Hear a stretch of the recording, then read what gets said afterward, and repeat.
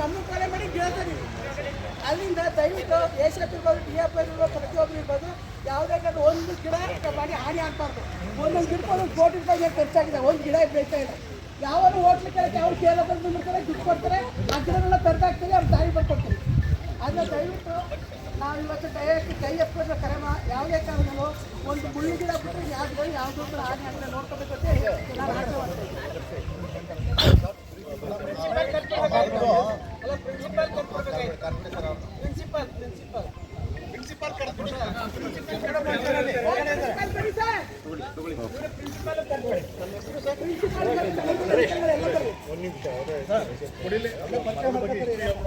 ಈಗ ACF assistant conservator forest Suresh ಅವರು ಬಂದಿದ್ದಾರೆ.